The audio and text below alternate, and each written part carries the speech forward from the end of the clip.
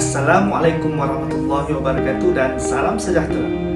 Dan untuk video kali ini kita akan mempelajari tajuk pada unit 3.5 iaitu menjalankan tata cara dan mengenal pasti ralat. Tanpa melengahkan masa lagi, jom.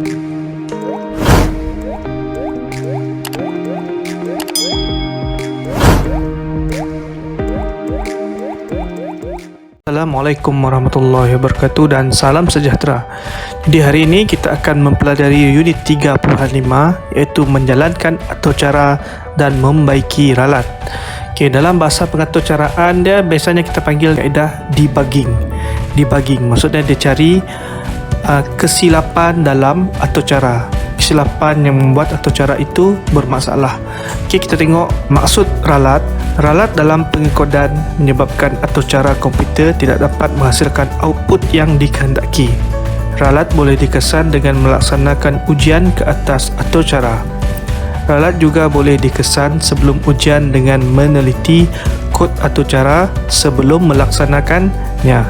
Okey, jadi untuk membantu murid-murid untuk memahami cara mengesan ralat dalam sesuatu atur cara, cikgu akan menunjukkan beberapa contoh ralat. Baiklah, kita ke contoh yang pertama. Okay, macam biasa kita akan buka aplikasi Scratch. Okay. Kemudian macam biasa cikgu akan delete ikon kucing ni. Okay, cikgu akan bagi contoh ralat yang pertama iaitu ralat. Okay, kita pakai sprite kelawar. Jadi untuk kali ini kita akan membuat pergerakan untuk kelawar tersebut. Kita nak kelawar tersebut bergerak sambil mengepakkan sayap. Okey, macam biasa langkah pertama kita akan klik pada block event. Kita akan tarik green flag. Kemudian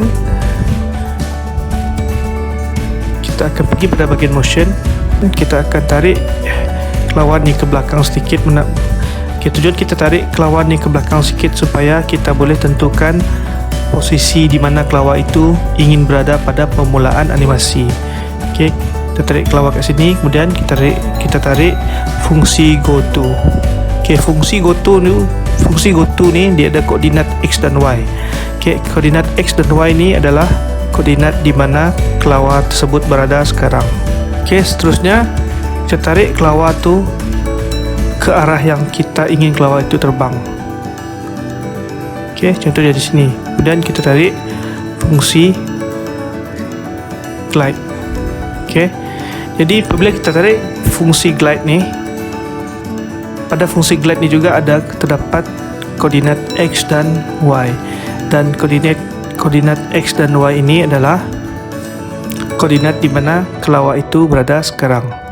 Okey, kita tarik dulu kelawar tu ke arah tempat yang kita nak kelawar itu berada, baru kita tarik function glide untuk memudahkan kita untuk menentukan koordinat x dan y kelawar tersebut. Kemudian untuk pada bahagian second ni kita tukar pergerakannya selama 3 saat supaya tak terlalu laju. Okey, kita cuba. Okey, pergerakan kelawar tu daripada koordinat x negatif 61 y 10 ke koordinat x 168 y 10. Okey, sekarang ni kita dah berjaya menggerakkan kelawar tersebut bergerak ke koordinat yang kita inginkan. Kemudian kita nak kelawar tersebut bergerak sambil mengepakkan sayap. Okey, sekali lagi kita akan pergi ke block event.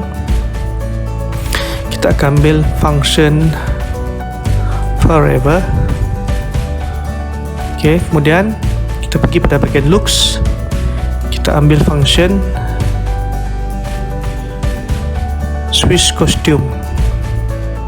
Okey, switch costume back one. Okey, kalau nak tengok kostum yang ada untuk kelawar ni, kita pergi pada bahagian kostum. Kita tengok ada 2 kostum di sini, mengepakkan sayap ke atas dan ke bawah.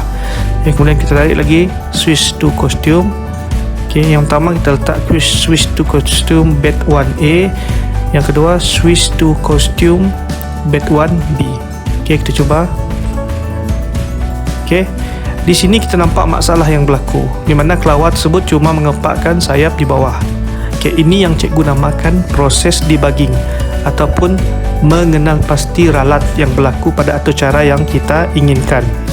Okey, jadi untuk mengatasi masalah ni, kita tengok pada coding ni. Sebab tu cikgu suka asingkan fungsi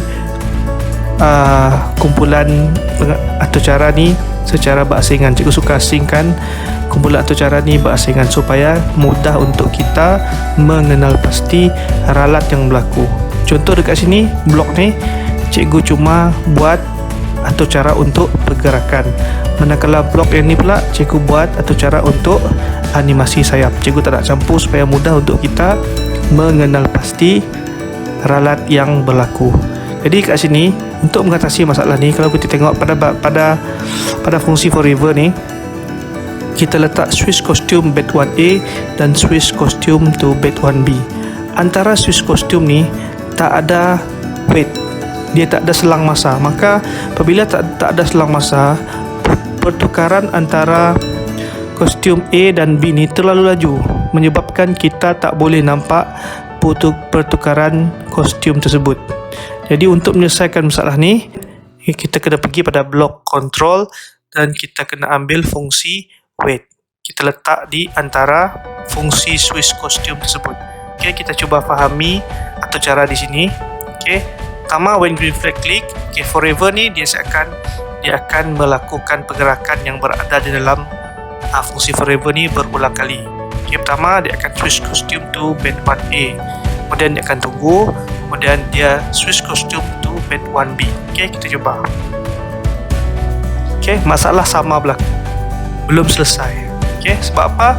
Sebab apabila dia switch costume to bed 1B dan dia naik ke atas semula dan dia terus switch costume to bed 1A tanpa selang masa, dia bertukar terus, tak ada selang masa.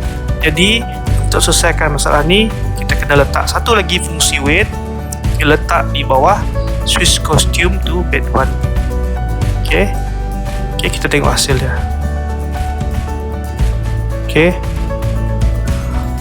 Okey, di sini kita nampak gerakan sayap tu telah berada dalam keadaan yang betul. Tapi satu je masalah sekarang, nampak bahawa pergerakan sayap tu terlalu perlahan.